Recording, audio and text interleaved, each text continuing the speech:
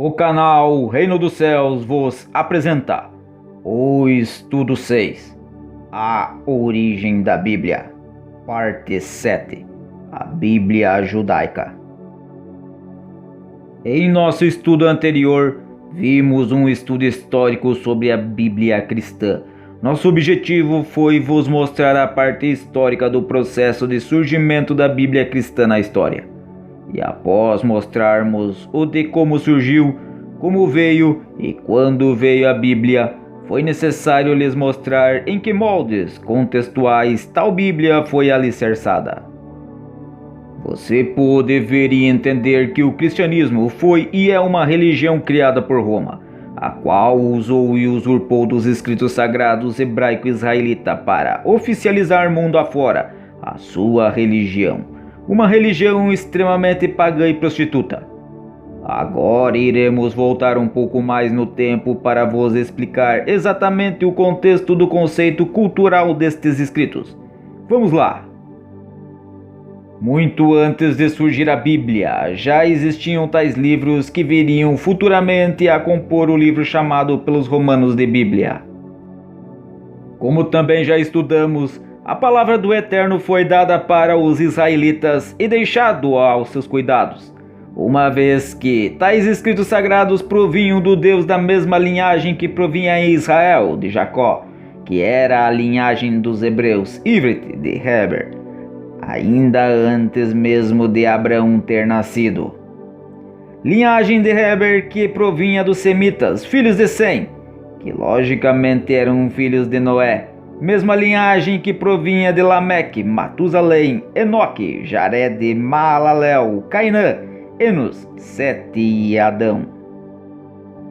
Sendo este o motivo da incumbência desses povos ao se guardar toda a instrução, Iará, e tradição, Massorá, do Criador, Raboré, vindo assim a se formar a literatura Midrash, cultural de Israel, o qual através da lei, Torá, dada de forma escrita, Kitvat Tamá, para Moisés, também foi dada aos profetas de Israel. Assim estes guardiões da palavra foram ao longo do tempo os responsáveis pela guarda da vontade do Criador, Keter Kadmon, coroa primordial. E para entendermos mais sobre a Taná, precisamos voltar no tempo. Ao contrário do que muitos pensam, desde Adão o ser humano já escrevia. Porém, como se vivia muito tempo naqueles dias, a Iará, instrução, ou as instruções Horaot, se dava de modo oral, Ledaber, ou seja, se passava oralmente, Baal-Pé, de pessoa para pessoa. Desta forma, toda a instrução foi levada de geração em geração até a arca. Mas depois surgiram as primeiras literaturas, as quais contavam e registravam muitas histórias do período antediluviano. Estas foram feitas principalmente por Noé. Assim, o acervo de literatura da cultura hebraica começou a ser formado. Literaturas estas que com o tempo viriam a ser chamadas de Midrash. Primeiramente, a maioria das literaturas da cultura hebraica foram feitas através da escrita em pequenas tabletas, bloquinhos, de pedra ou de madeira. Logo, assim surgiram vários escritos, porém, não iremos citá-los, pois não temos como provar suas veracidades ou não, até porque não li nenhum deles. Estes livros são considerados deuterocanônicos históricos ou protocanônicos, mas não estamos falando dos 7 livros deuterocanônicos da Bíblia Católica. O Ataná, do hebraico Tanar, ou ainda TNK, também conhecido como Mikra em hebraico, é a Bíblia hebraica. Taná é a coleção canônica dos escritos israelitas, o qual é a fonte do cânone cristão referente ao Antigo Testamento. Esta coleção é composta de textos no hebraico bíblico, com exceção de 2 livros, o de Daniel e o de Esdras, que contém trechos no aramaico bíblico. O texto tradicional e original dos escritos da Taná é totalmente consonantal através de letras que são mais símbolos do que propriamente letras. Estes símbolos hebraicos estão muito longe das letras conhecidas tradicionalmente nos dias de hoje, as quais provêm do latim. Para se entender tal linguística, foi necessária a criação de uma forma de transliteração para que se pudesse haver uma tradução para as outras formas linguísticas. Vamos usar como exemplo essa primeira palavra escrita em azul mais claro, logo acima. Esta é a escrita tradicional, Israel. A parte mais escura debaixo está escrito em massorético, também Israel. Portanto, Israel e Israel. Agora, se visse este outro exemplo, mesmo conhecendo hebraico, você não saberia o que significaria sem a transliteração. Veja. Conhecendo o básico, você saberia que estas 5 letras seriam B ou V, R, Z, Y, L. Mas como se pronunciaria isso, se você não conhecesse as vogais, uma vez que não existem vogais nesse sistema abjad? Você pronunciaria Barezilo, Berezela, Borazle, Brizola, Barzel. Agora, se aparecer estes sinais abaixo das seguintes letras, então, você estudando o hebraico massorético de hoje, você saberia que as vogais são E breve, A, I. Logo, agora é possível transliterar Brasil. Traduzindo vira Brasil. É desta forma que se pronuncia no hebraico Brasil. Porém, esta palavra não existe no hebraico, ela foi apenas um exemplo. Como é um nome próprio e uma palavra estrangeira, ele será ou terá que ser transliterado para dentro do hebraico e não para fora. Esse sistema usado foi chamado de texto massorético, uma vez que, como já dissemos, a escrita hebraica é uma escrita totalmente consonantal. Sendo assim, para que se fosse possível pronunciá-las e para que não se perdesse a pronúncia correta, foi que os massoretas desenvolveram esse tipo de sistema. Os eruditos massoretas criaram esse sistema no período da Idade Média, padronizando toda a vocalização linguística desse idioma. Estes eruditos eram da escola de Tiberíades e liderados por Aaron ben Moses ben Asher. Foram eles que criaram este sistema baseado na tradição oral da leitura do Taná, daí o nome de vocalização tiberiana, com inclusões inovadoras de Ben Naphtali e os exilados babilônicos. Apesar desse processo tardio, o uso sinagogal mantém a pronúncia e a cantilação para manter um laço com a revelação do Sinai, pois, uma vez que sem estes recursos de pausas e cantilação, torna-se tarefa impossível a leitura de qualquer texto na sua forma original. A combinação de um texto, mikra, a sua pronunciação, likid, com a cantilação, teamim, abre ao leitor um entendimento significativo, percebendo as nuances no seu fluxo nas sentenças textuais.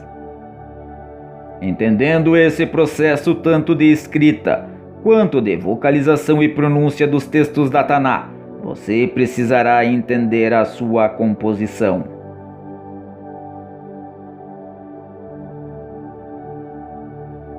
Seu nome deriva das primeiras sílabas dos nomes destas 3 seções que são T de Torá, N de Navim e K de Ketuvim, formando a palavra Tanar.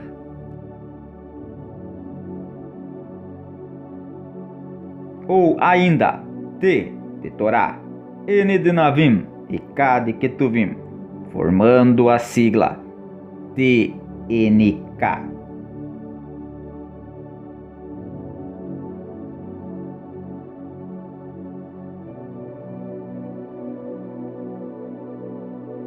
Seu cânon é composto pela Torá, ensino, que contém os ensinamentos Toratot, instruídos a Moisés no Sefer Moshe Torá, livros dos ensinos de Moisés. Pela Navim, profetas, que contém os anúncios dos desígnios de Deus que prediziam acontecimentos pela própria inspiração divina, feitas por homens aos quais foram escolhidos e enviados por Deus para exercer essa missão orientada pelo Senhor, fazendo-os como seus representantes na terra. Estes livros também são conhecidos ou subdivididos em Nevim Rishonim e Nevim Aharonim, primeiros profetas e últimos profetas. E também pela Ketuvim, escritos, que contém os livros escritos em formas de poemas, cantilação e pronunciação dos relatos históricos, sendo subdivididos nestes grupos: Sifrei Emet, livros da verdade; Hamesh Miglot, os 5 livros; e Hadjurim, os relatos. O cânon da Bíblia judaica Taná, em hebraico, Torá, Bereshit, Shemot, Vaikra, Bamidbar e Devarim; Navim, Yehoshua, Shoftim, Shemuel, Melahim, Yeshayahu, Yirmiyahu, Yesheskel, Sefer Yitreiassar; Ketuvim, Rut, Tehelim, Iov, Mishle, Kohelet, Shir HaShirim, Eha, Yirmiyahu, Daniel, Hadassah, Ezra, Neshmiah e Driv Hayamim. O cânon da Bíblia judaica Taná, em português: ensino, Gênesis, Êxodo, Levítico, Números e Deuteronômio; profetas, Josué, Juízes, Samuel, Reis, Isaías, Jeremias, Ezequiel, os 12 menores; escritos, Rute, Salmos, Jó, Provérbios, Eclesiastes, Cantares, Lamentações de Jeremias, Daniel, Ester, Esdras, Neemias e Crônicas. Lembrando que os seguintes livros que constam nas Bíblias cristãs compõem o livro dos 12 profetas menores, Sefer Yitreiassar: Hoshé, Yoel, Amós, Obadiahu, Iona, Micá, Nahum, Habacuc, Safania, Hagai, Zacariá e Malaque. Em português: Oséias, Joel, Amós, Obadias, Jonas, Miqueias, Naum, Abacuque, Sofonias, Ageu, Zacarias e Malaquias. Esta Bíblia judaica Taná, que corresponde ao Antigo Testamento cristão, trata das experiências religiosas da antiga nação de Israel. Ela foi escrita entre os anos de 2000 a 1500 anos antes de Cristo, tendo seu término entre os anos de 400 a 100 anos antes de Cristo. A Taná, Antigo Testamento, foi escrita em um só idioma, no hebraico, mas podemos considerá-lo como que em 2 variações de idiomas originais, no hebraico bíblico e no aramaico bíblico. Sua maior parte foi escrita e chegou até nós em língua hebraica, mas alguns capítulos dos livros de Esdras e Daniel e um versículo de Jeremias estão em aramaico, que foi o idioma falado na Palestina depois do exílio babilônico do século 6 a.C. A Taná, Antigo Testamento, foi um legado totalmente feito pelos hebreus, uma versão completa e composta por 24 livros que foram escritos na Terra Santa em hebraico e dividido em 3 tipos de literatura, sendo elas: a lei, Torá; os profetas, Navim; e os escritos, Ketuvim, também conhecidos como hagiógrafos, sendo este um cânon restrito desde a Palestina, do qual anos mais tarde derivaria e inspiraria o surgimento de um novo cânon, o cânon de Alexandrina, sendo este uma versão supostamente mais completa que a versão da Palestina, a qual é a tradução grega da Taná. Esta versão grega da Bíblia judaica Taná foi feita na cidade de Alexandria entre 250 a 100 anos antes de Cristo, através de 70 sábios judeus, ou 72, segundo outras tradições. Fato este que originou o termo versão dos 70, LXX ou Alexandrina. Esta versão grega da Taná possui 46 livros, teoricamente 22 livros a mais do que a verdadeira original. Claro que se contarmos a divisão feita pelos romanos Cristiani, que leva exatamente os mesmos textos dos 24 livros da Taná, porém com uma divisão numérica diferente, sendo ela de 39 livros, sendo que a esses 39 livros são somados mais 7 livros em sua composição, levando sua quantidade para 46 livros em seu total. Esses 7 livros que só figuram na versão dos 70 ou Alexandrina são Tobias, Judite, Sabedoria, Baruque, Eclesiástico ou Sirácida, 1º e 2º Macabeus, além dos fragmentos de Esther, capítulo 10, dos versos 4 ao 16, e Daniel, capítulo 3, versos 24 ao 20, capítulo 13 e capítulo 14. No ano 100 depois de Cristo, século I, época em que se difundia a Brit Hadashah pelos Talmidim Netzari, discípulos nazarenos, desde a época também conhecidos como Meshechim, messiânicos, do qual este livro hoje é mais conhecido como Novo Testamento pelos cristãos do mundo afora. Por causa destes evangelhos e cartas que os apóstolos produziram, dos quais os mesmos não eram aceitos pelos judeus que não os acreditavam, é que foi realizado, supostamente, um sinodo pelos doutores da sinagoga, rabinos judeus, na cidade de Yamínia, ou Yabnes, perto de Jafá, na Palestina, para se definir quais seriam os livros da sua Bíblia Taná, relacionado somente ao Antigo Testamento em que eles acreditavam, e assim definiram para isso os seguintes itens de critérios, como assevera o teólogo Filipe Aquino. Primeiro, deveria ter sido escrito na Terra Santa. Segundo, escrito somente em hebraico, não aramaico nem grego. Terceiro, escrito antes de Esdras, entre 455 a 428 anos antes de Cristo. Quarto, sem contradições com a Torá ou a lei de Moisés. E assim foi definido que os livros que foram escritos depois de Esdras não fariam parte do cânon da Taná, sendo por esses motivos e desta maneira entendida a rejeição dos livros da Brit Hadashah no cânon da Bíblia judaica por 2 dos 4 itens de critérios. Um exemplo: o livro da Revelação escrito por João e conhecido por Apocalipse não teria entrado no cânon da Bíblia judaica pelos seguintes motivos.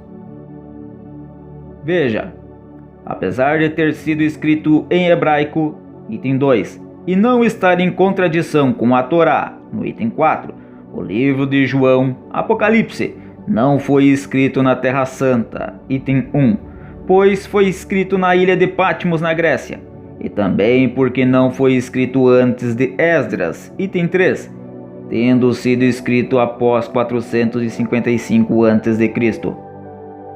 Assim, subentende-se que nenhum dos livros da Brit Hadashah, Novo Testamento, entrou no cânon judaico, pois todos feriam o item 3 dos critérios.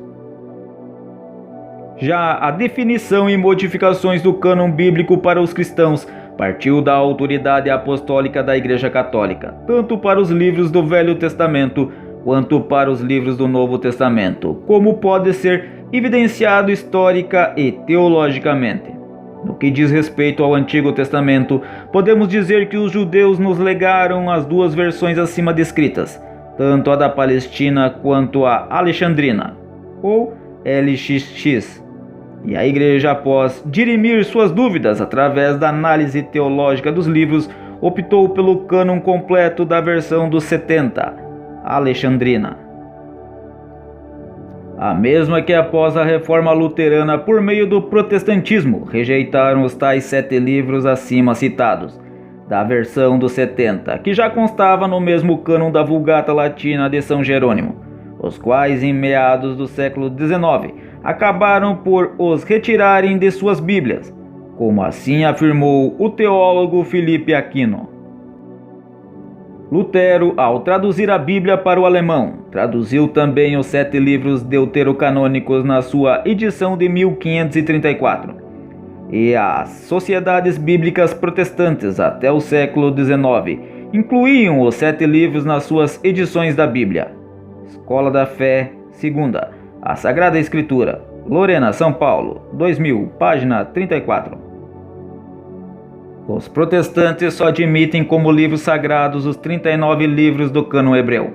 O primeiro que negou a canonicidade dos 7 deuterocanônicos foi Carlos Dácio, de 1520, seguido de Lutero, 1534, e depois Calvino, em 1540, como a Bíblia foi escrita, ACI Digital, de 2004.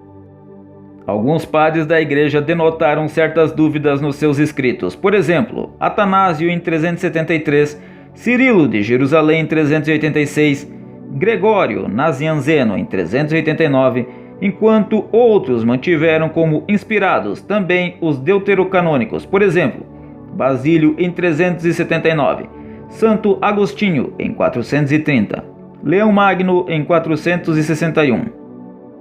A partir do ano de 393, diferentes concílios, primeiro regionais e logo ecumênicos, foram fazendo precisões à lista dos livros canônicos para a Igreja, como a Bíblia foi escrita, ACI Digital, de 2004. Os livros rejeitados pelos protestantes são por eles chamados de apócrifos. Os católicos não adotam este termo para tratar os referidos 7 livros, considerando-os deuterocanônicos, ou seja, aqueles livros que do século II d.C. ao século IV d.C. a Igreja não tinha ainda ratificado a sua canonicidade e eram motivo de estudo e discernimento do magistério da Igreja. Chegou-se a fazer distinção entre os livros reconhecidos, homologúmenos, admitidos por todos, os do cânon hebraico, e livros controversos, antilogúmenos, não admitidos por todos. Os primeiros se chamam protocanônicos e os segundos deuterocanônicos, ou seja, canônicos de primeira e segunda época. Compreende-se que os hebreus rejeitem em sua totalidade o Novo Testamento, além dos deuterocanônicos do Antigo. Os protestantes ocupam uma posição de meio termo. No Novo Testamento, depois das primeiras incertezas de seus fundadores, admitiram integralmente e sem distinção o cânon católico. No Antigo Testamento, ao invés, seguindo o cânon mais restrito dos hebreus, rejeitam como fora da série dos livros sagrados, sob o nome de apócrifos, o que nós chamamos deuterocanônicos. Bíblia Sagrada, São Paulo, 1982, página 8. Para se entender a rejeição destes 7 livros deuterocanônicos pelos hebreus, precisaremos entender que houveram mais livros que foram rejeitados e não apenas estes 7 livros. Mas que além destes 7 livros também foram rejeitados mais 35 livros protocanônicos, período do Velho Testamento, e mais 32 deuterocanônicos, do período do Novo Testamento, totalizando um número de 67 livros, que poderiam formar uma outra Bíblia, porém não foram dados e nem revelados aos hebreus, a não ser os 25 livros iguais aos 39 que temos. Veremos isso em outra oportunidade. Através de toda esta quantidade de livros, observa-se como Deus precisou usar um precioso critério através do Espírito Santo para que seus ensinamentos, Toratot, e suas instruções, Horaot, fossem escritos conforme a sua vontade.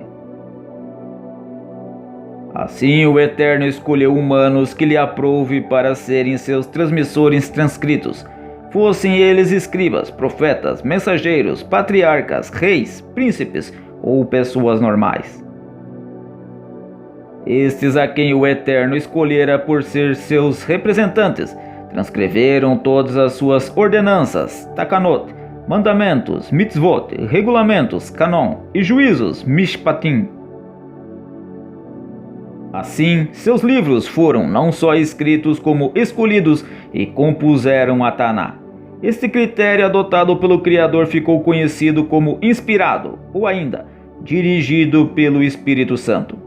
Este critério serviu ou serviria para retirar o joio do meio do trigo, a controvérsia da falácia e do engano, principalmente para que a verdade sobressaísse da mentira. Sem este critério estipulado pelo Eterno, não teríamos como saber quais seriam os livros divinamente inspirados por ele ou não para a composição da revelação da sua vontade através da escrita, sendo ela as Sagradas Escrituras. Assim vos deixamos um resumo sobre a Taná, esta da qual tempos mais tarde, unida com a Brit Hadashah, dão origem à Bíblia Sagrada. Portanto, resumindo, a Taná é a coleção de livros escritos sobre a inspiração divina para a manifestação e revelação da sua vontade, seus ensinos, seus anúncios e juízos, sua verdade, seus relatos e suas aceitações de louvores. A Taná é, portanto, o compêndio oficial dos escritos originais, sendo ela totalmente escrita em hebraico, porém com duas variações diferentes, a maioria em hebraico bíblico e alguns poucos trechos no aramaico bíblico. Desta forma, a Taná foi constituída para que todos entendessem essas verdades e assim não caíssem nos contos de fadas mitológicos e pagãs das outras nações, as quais ele não escolhera para revelar tais verdades. Pois que, mesmo conhecendo a verdade, tais nações pagãs nunca aceitaram por completo as verdades do Eterno. Pelo contrário, em suas especulações vãs e insensatas, corromperam as verdades e as vontades do Criador, seguindo suas próprias vontades e paixões, prostituindo a verdade, se deitando em intimidade com o engano e a mentira, servindo mais aos homens e às criaturas do que ao próprio Criador. No próximo estudo, estaremos ensinando um pouco mais sobre a Brit Hadashah, Aliança Restaurada, a qual faz parte do nosso estudo 6.8, que é sobre a Bíblia Nazarena. Ministério Filhos de Deus, a Remanescência. Shalom, Ulritraot.